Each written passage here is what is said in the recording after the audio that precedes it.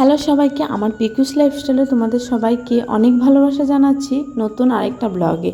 আর এই ব্লগটা না দুদিন মিলে, জানো তো, এটা হচ্ছে ওই শুক্রবারের ব্লগ। এখানে ওই দেখো প্রথমবার আমার মেয়েকে পায়ে ঘুঙুর পরাচ্ছি। শুক্রবারে ওই মেয়ের নাচের স্কুল থেকেই না ব্লগটা স্টার্ট করেছিলাম, জানো তো।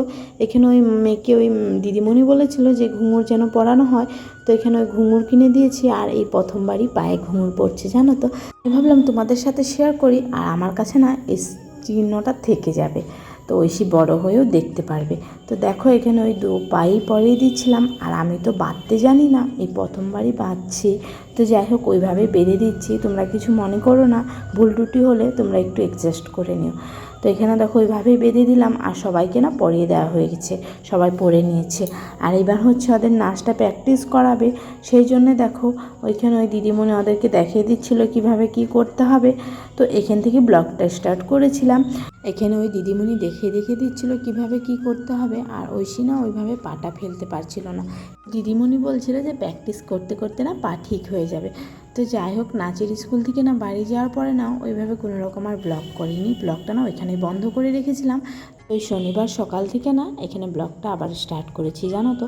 আর এদিকে না আমার বাসি কাজকর্ম সব কিন্তু আমি সেরে নিয়েছি, আর ওদিকে না ঐশীকে রেডি করে স্কুলেও দিয়ে দিয়েছিলাম, ওই বাবার সাথে পাঠিয়ে দিয়েছি।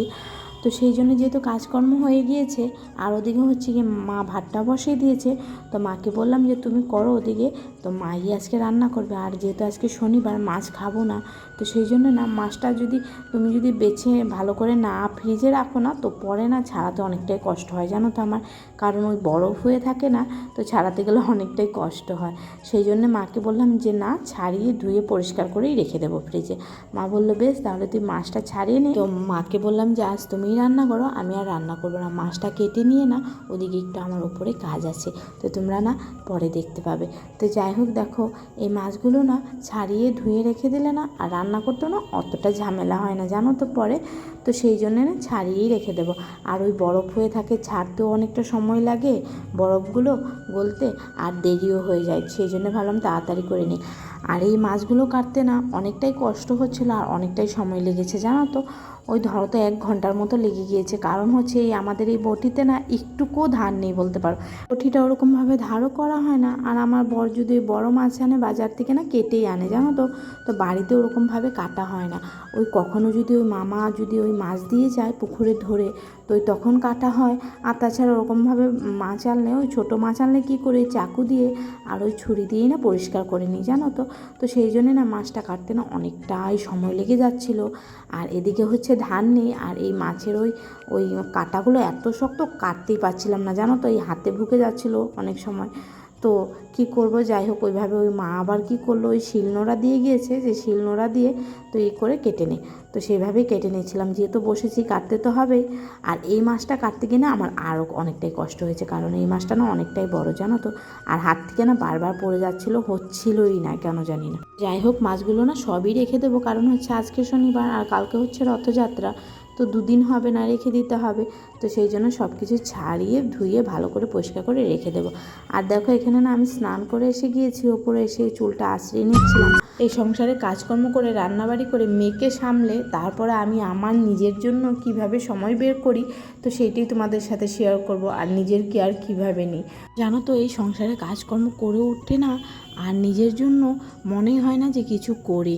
আর ইদানিং দেখছি এত চুল পড়ছে, কি করে বলবো যে কি করলে বন্ধ হবে, জানো তো। তো অনেকটাই চুল পড়ছে।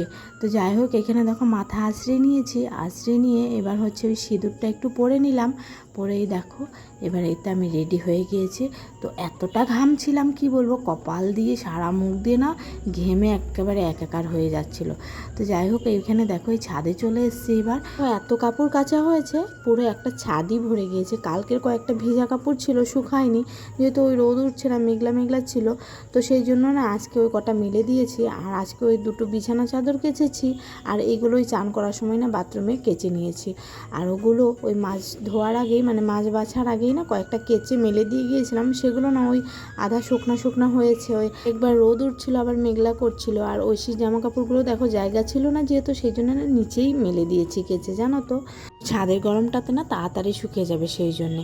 আর দেখো এই গাছে এত পেয়ারা ধরেছে, তো সারাদিন না ওই নিচে টুপটাপ করে পড়ে যাচ্ছে। আর হনুমান এলে এত আওয়াজ হচ্ছে, মনে হচ্ছে ওরা গাছটা সব ডাল পাতা ভেঙেই খেয়ে নেবে। আর দেখো পুরো ছাদটাই ভরে গিয়েছে কাপড়ে, এত কাপড় কেচেছি আজকে, পুরো 1 বালতি কাপড় কেচেছি।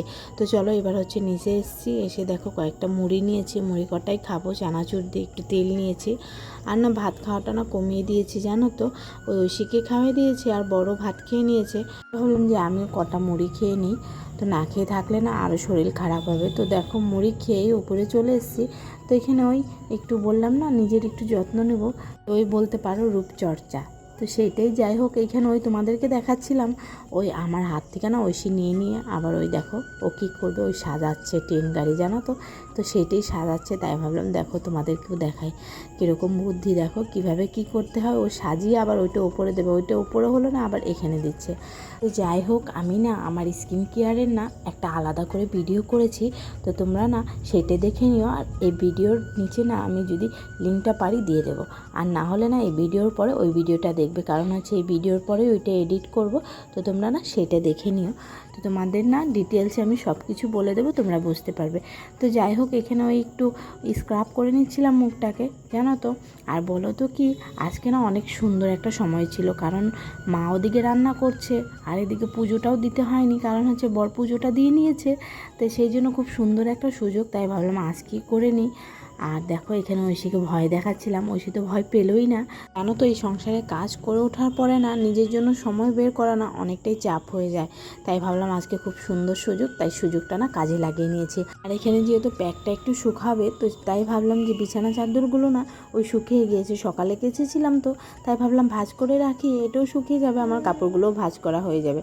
আর আজকে অনেকগুলো যেহেতু কাপড় কেচেছি, তো সেই জন্য না আমার ভাঁজ করতে অনেকটাই টাইম লেগে যাবে। তাই ভাবলাম যে কয়েকটা ভাঁজ করে রাখি, অনেকটাই না আগিয়ে যাবে, আর এদিকে আমার ফেস প্যাকটাও শুকিয়ে যাবে। আর আগে না মাঝে মধ্যে করা হতো জানো, আর এখনও হচ্ছে না, কারণ হচ্ছে ওই ঐশীকে স্কুলে নিয়ে যাওয়া, ঐশীর ওপরে একটু বেশি মানে চাপ দিতে হচ্ছে পড়া নিয়ে, তো সেই জন্যে না এখন আর সময়ই হয় না। দিকে দেখো ওই রথের প্যান্ডেল হয়েছে আর নিচ দিয়ে না দোকানপাট বসে গিয়েছে জানো তো।